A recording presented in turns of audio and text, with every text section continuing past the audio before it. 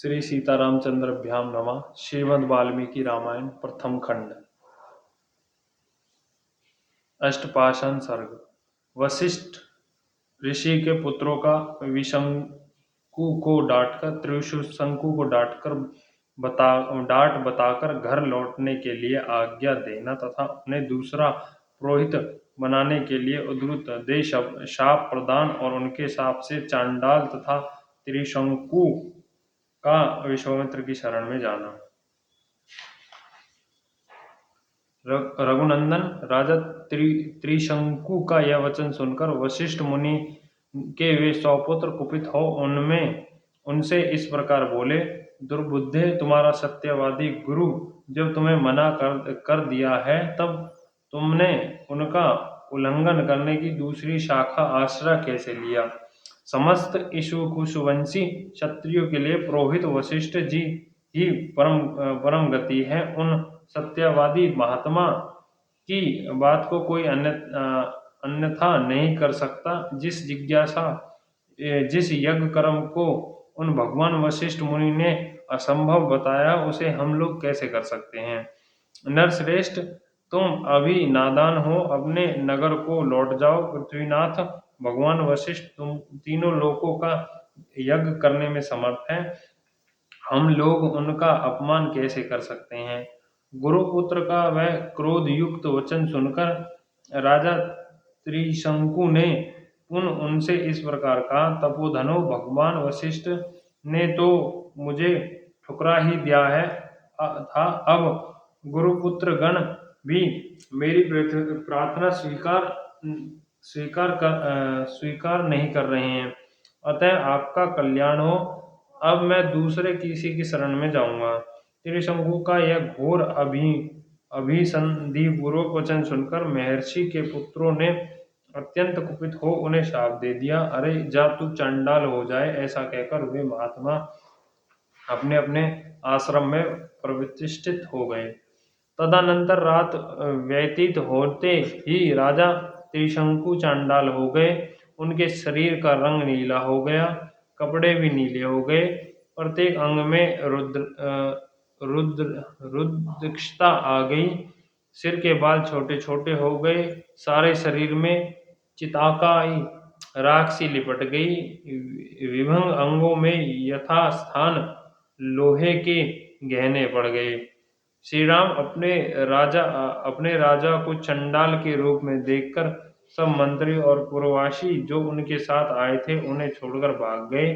कुशुक नंदन, वे धीर स्वभाव नरेश दिन रात चिंता की आग में जलने लगे और अकेले ही तपोधन विश्वामित्र की शरण में गए।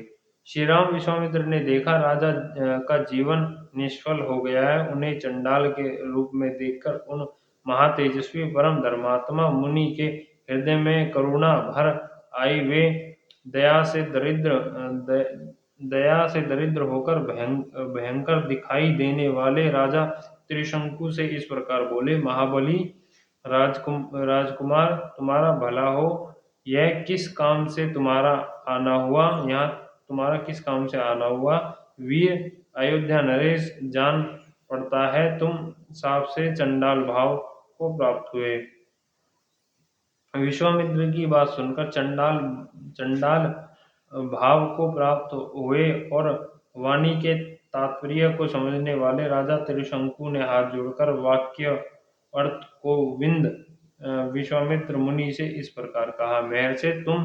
महर्षि, मुझे गुरु तथा गुरुपुत्रों ने ठुकरा दिया है। मैं जिन मनोविष्ठित वस्तु को पाना चाहता था, उसे न पाकर इच्छा के विपरीत अनर्थ का भागी हो गया हूँ। सौम्य दर्शन मुनीश्वर, मैं चाहता हूँ कि इसी शरीर से स्वर्ग को जाऊं, परंतु यह इच्छा पूर्ण न हो सकी। मैंने सैकड़ों यज्ञ किए, किंतु उनका भी कोई फल नहीं मिला। सौम्य, मैं क्षत्रिय धर्म की शपथ खाकर आपसे कहता हूँ कि बड़े से बड़े संकट में पड़ने पर भी न तो पहले कभी मैंने मिथ्या भाषण किया है और न भविष्य में कभी करूँगा। मैंने नाना प्रकार के यज्ञों का अनुष्ठान किया है, प्रजा की धर्म पूर्वक रक्षा की है और शील तथा सदाचार के द्वारा महात्मा तथा गुरुजनों को संतुष्ट रखने में प्रयास किया है। इस समय मैं यज्ञ करना चाहता हूँ, यज्ञ करना चाहता था, अतः मेरे यह प्रयत्न धर्म के लिए ही था। मुनिवर तो भी मेरे गुरुजन मुझ पर संतुष्ट न हो सके, यह देखकर मैंने देव को भी बड़ा मानता हूँ। पुरुषार्थ तो निरर्थक जान पड़ता है। देव सब पर आक्रमण करता है, देव ही सबकी परम गति है।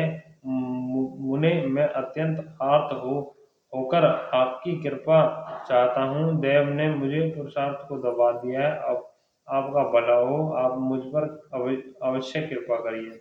अब मैं आपके सिवा दूसरे किसी की शरण में नहीं जाऊंगा, दूसरा कोई मुझे शरण देने वाला भी नहीं है। आप ही अपने पुरुषार्थ से दुर्वेदों को पलट सकते हैं। इस प्रकार श्री वाल्मीकि निर्मित अर्ष रामायण आदि काव्य बालकांड में 58वां सर्ग पूरा हुआ। बोल श्री रामचंद्र की जय। पवन सुत हनुमान की जय। लक्ष्मण भरत शत्रुघ्न भगवान की जय। जय श्री रामचंद्र की जय।